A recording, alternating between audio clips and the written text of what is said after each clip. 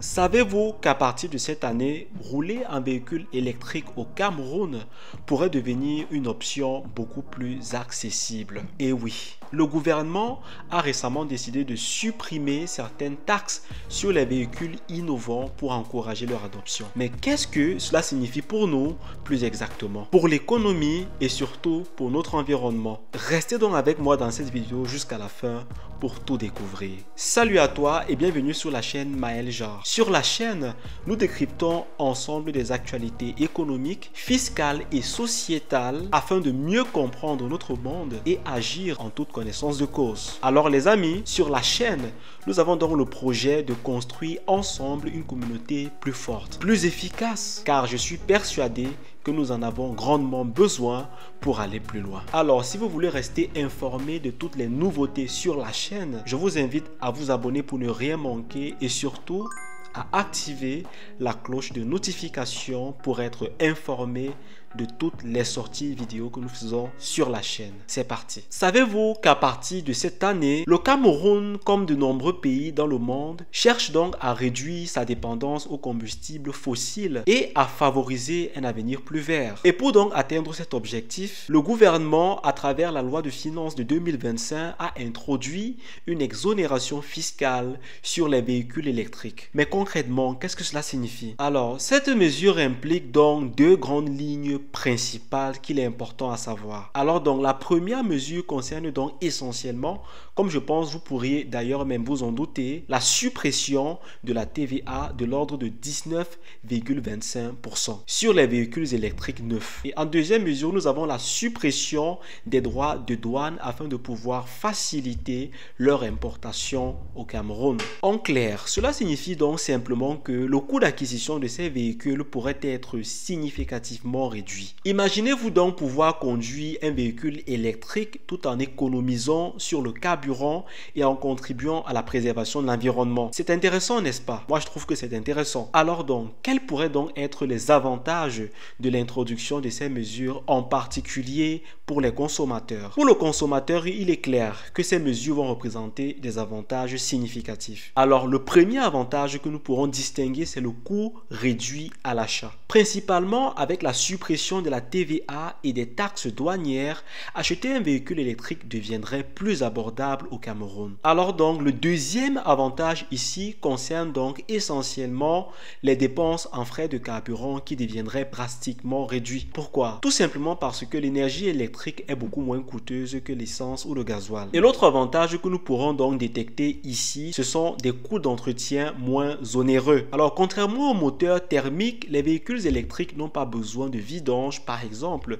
ni de changement de pièces réguliers, comme c'est le cas avec les véhicules ordinaires ou les véhicules thermiques. Cependant, il faut quand même reconnaître que malgré le fait que cette mesure semble intéressante, il y a encore beaucoup trop de défis au Cameroun qu'il est impératif de pouvoir relever avant de pouvoir rendre cette mesure plus efficace sur le pays. Pourquoi? Le coût initial reste donc plus élevé. Même avec ces exonérations, les infrastructures comme les bornes de rechange sont encore très limitées au Cameroun afin de pouvoir effectuer les recharges par exemple. Cela donc nous amène à parler d'un point très important, l'état de nos infrastructures routières. Et c'est donc ici, sur ce point, que l'on constate un contraste frappant. Il est donc clair que si d'un côté, le gouvernement encourage l'adoption des véhicules électriques, de l'autre, nos routes ne semblent pas du tout prêtes afin de pouvoir les accueillir. Explorons pourquoi. Au Cameroun, le problème de route est encore beaucoup trop important. Dans de nombreuses régions, par exemple, les routes sont en mauvais état, avec des nids de poules, de la boue et des déformations qui rendent la conduite particulièrement difficile. Il est donc clair de pouvoir préciser que ce sont des conditions qui ne sont du tout pas adaptées à des véhicules aussi sophistiqués que des véhicules électriques qui sont conçus essentiellement pour des routes bien entretenues. Alors, dans ces conditions, nous avons donc des risques de dégradation particulièrement rapides. Alors, les composants électriques sensibles de ces véhicules pourraient s'endommager plus vite sur des routes aussi chaotiques, ce qui va entraîner donc bien évidemment des coûts d'entretien particulièrement particulièrement élevée. Un autre problème que nous devons donc souligner ici, c'est l'absence criarde d'infrastructures de recharge. Au Cameroun, les bornes de recharge restent quasi inexistantes. Et c'est donc une absence qui, bien évidemment, complique la vie de potentiels conducteurs ou utilisateurs, surtout dans des zones rurales. Et cela limite donc fortement l'adoption massive de ces véhicules électriques. Alors donc, nous pouvons donc dire que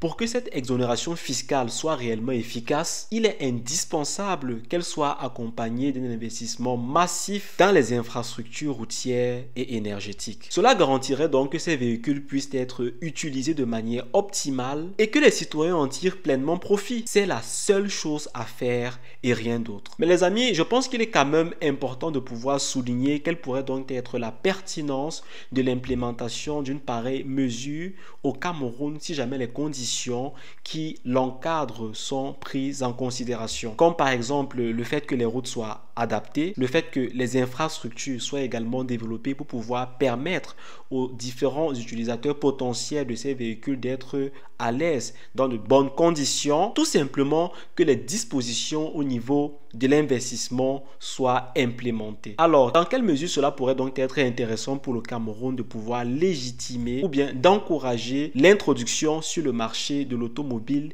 des véhicules électriques? Alors, en adoptant cette politique, le Cameroun pourrait réaliser plusieurs gains importants. Premièrement, au niveau économique. Alors donc, pour l'économie, moins d'importation de carburant signifie une meilleure balance commerciale. En plus, cela pourrait créer de nouveaux emplois dans le secteur des énergies renouvelables et des infrastructures de recharge, comme c'est le cas par exemple actuellement dans le secteur pétrolier. On pourrait donc se retrouver avec des emplois qui pourraient être créés pour pouvoir soutenir la croissance et l'entretien de ce nouveau secteur d'activité. Par exemple, nous pouvons également parler d'un énorme bénéfice au niveau de la protection de l'environnement. Ici, je dirais simplement qu'il est important de préciser que les véhicules électriques émettent 0 CO2. 0 carbone, les amis. Imaginez des villes avec un air plus pur et moins de bruit. Dites-moi les amis, quand vous marchez par exemple dans les rues, les grandes capitales du Cameroun, comme la capitale Douala ou Yaoundé, l'une des choses donc les plus frappantes que l'on pourrait remarquer, c'est le taux d'émission en réalité du CO2. C'est qu'il y a beaucoup de fumée, tellement il y a des véhicules qui fonctionnent au diesel, que finalement l'atmosphère au Cameroun se retrouve, dans ces principales villes-là, se retrouve donc drastiquement polluée et les gens passent des journées entières à les respirer. Ça provoque des conséquences bien sûr désastreuses au niveau de la santé des citoyens. Par ailleurs, il est quand même important de souligner que le Cameroun n'est pas le seul dans cette course à l'électrique. C'est très important de le dire. Prenons comme ça pour exemple le Rwanda, qui a déjà installé des bornes de recharge dans ses principales villes, ou encore l'Afrique du Sud, qui subventionne l'achat des véhicules électriques.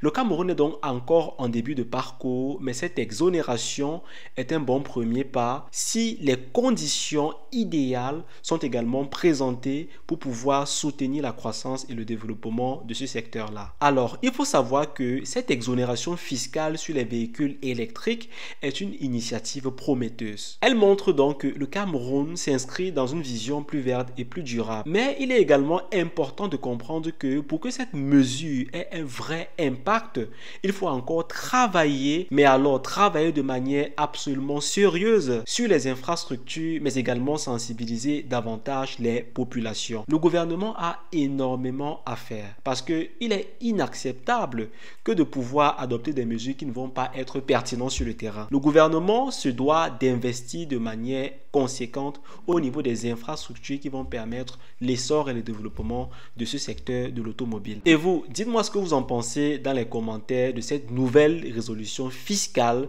de l'année 2025 initiée par l'État du Cameroun. Qu'est-ce que donc vous en pensez? Je vous attends dans les commentaires pour partager vos différents avis sur le sujet. Alors, si cette vidéo, bien évidemment, vous a été utile, n'oubliez pas de liker, de la partager et surtout de vous abonner pour ne rien manquer de nos prochaines vidéos. Merci de m'avoir écouté et à très bientôt.